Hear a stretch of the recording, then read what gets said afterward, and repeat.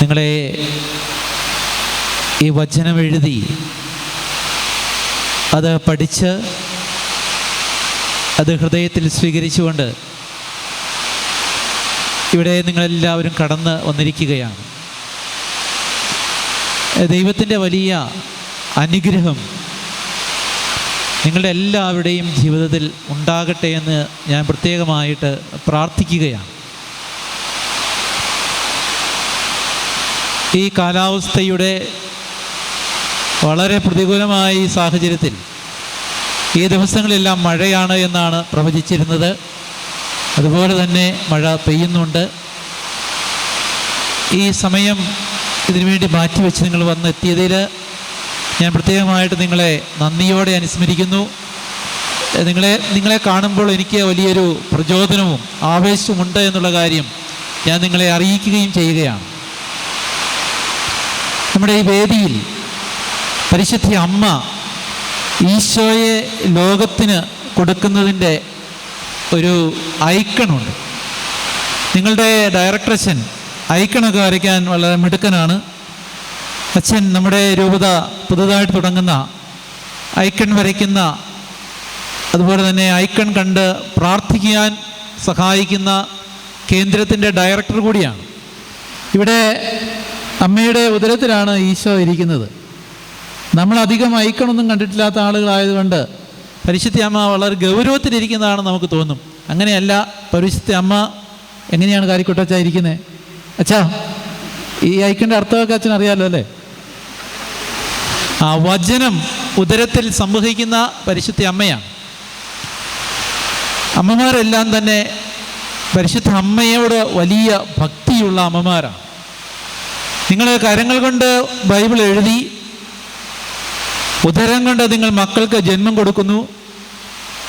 നിങ്ങൾ ഈ ലോകത്തിന് ഈശോയെ പകരുന്ന വ്യക്തികളായിട്ട് ഓരോ ദിനവും വളർന്ന് വരണം. പ്ലാച്ചികലച്ചിൻ്റെ വചന പ്രതിഷ്ഠയുടെ അവസാനത്തെ ബൈബിൾ വാക്യം യാക്കോബ് ശ്ലീഹായുടെ ആയിരുന്നു. നിങ്ങൾ വചനം കേൾക്കുക മാത്രം ചെയ്യുന്ന ആത്മവഞ്ചകരാകാതെ അത് അത് പാലിക്കണമെന്നാണ് യാക്കോബ് ശ്ലീഹ പഠിപ്പിക്കുന്നത്. യാക്കോബ് ശ്ലീഹ അങ്ങനെയാണ് പഠിപ്പിക്കുന്നത്. നിങ്ങൾ വചനം കേട്ടാൽ മാത്രം പോരാ, അത് പാലിക്കുന്നവരാകണം. അതുപോലെ തന്നെ പൗലോസ് ശ്ലീഹയുടെ ലേഖനങ്ങളെല്ലാം നമ്മളത് കാണുന്നുണ്ട്. ഈശോ മരിച്ച് ഉദ്ധാനം ചെയ്ത ഏതാനും വർഷങ്ങൾക്കുള്ളിലാണ് ഇവർ ഈ സഭയെല്ലാം സ്ഥാപിക്കുന്നത്. അപ്പോൾ ഈ ആളുകളോട് പറയുന്നത് എന്താണ്? നിങ്ങൾ വചനം കേട്ടാൽ മാത്രം പോരാ, അത് പാലിക്കണം എന്ന് പറഞ്ഞാൽ ആ കാലത്ത് ഉണ്ടായിരുന്നു പാലിക്കാൻ മടിയുള്ള ആളുകൾ, കേൾക്കാൻ വലിയ താല്പര്യമുള്ള ആളുകൾ.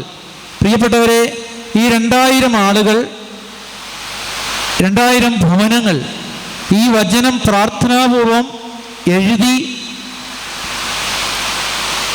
അത് ഹൃദയത്തിൽ സ്വീകരിച്ച് അത് പുസ്തകമാക്കി മാറ്റുന്നതിലൂടെ നിങ്ങളുടെ എല്ലാം ജീവിതത്തിലേക്ക് ഈ ബൈബിൾ വാക്യം കടന്നു വരികയാണ്. ജീവിതത്തിൻ്റെ ഒരു നിമിഷങ്ങളിൽ തീരുമാനം എടുക്കേണ്ട ആവശ്യം വരുമ്പോൾ, ഒരു പ്രതിസന്ധി ഉണ്ടാകുമ്പോൾ ഈ ബൈബിൾ വാക്യം നിങ്ങൾക്ക് സങ്കീർത്തനം 119 സങ്കീർത്തനത്തിൽ പറയുന്നത് പോലെ പാദങ്ങൾക്ക് വിളക്കും പാതയിൽ പ്രകാശവുമായി തീരും. പാദങ്ങളെ നയിക്കുന്ന വിളക്ക് എന്നാണ് അതിൻ്റെ ഇംഗ്ലീഷ് എഡിഷനിലൊക്കെ കാണുന്നത്. നമ്മുടെ ജീവിതത്തെ നയിക്കേണ്ട ഒരു വിളക്കുണ്ട്. നമ്മുടെ ജീവിതത്തെ നയിക്കേണ്ട ഒരു വിളക്കുണ്ട്. അത് തിരുവചനമാണ്. പഴയ നിയമത്തിലൂടെ പുതിയ നിയമത്തിലൂടെ നമ്മുടെ മുന്നിലേക്ക് കടന്നു വരുന്ന തിരുവചനമാണ്.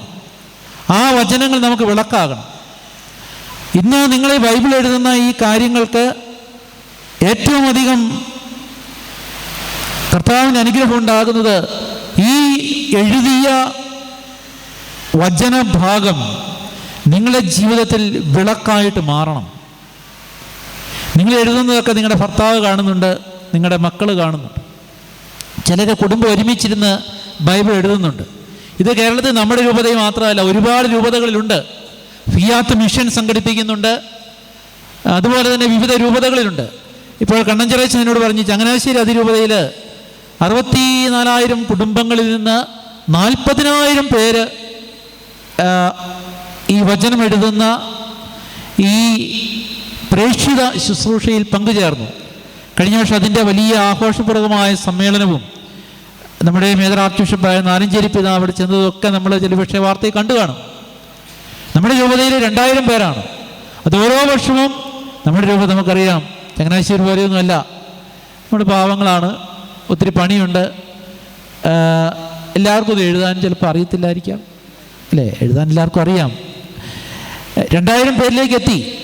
അടുത്ത വർഷം അത് ചിലപ്പോൾ 2500 ആയിരിക്കാം, 3000 ആയിരിക്കാം. കുട്ടികളിലേക്ക് എത്തും, യുവജനങ്ങളിലേക്ക് എത്തും, അമ്മമാരിലേക്ക് മാത്രമല്ല. അങ്ങനെ കൂടുതൽ ആളുകൾ ഇത് വചനം വായിച്ച് പ്രാർത്ഥിച്ച് എഴുതുമ്പോൾ പ്രിയപ്പെട്ടവരെ വലിയ ദൈവാനുഗ്രഹം നമുക്ക് ലഭിക്കും.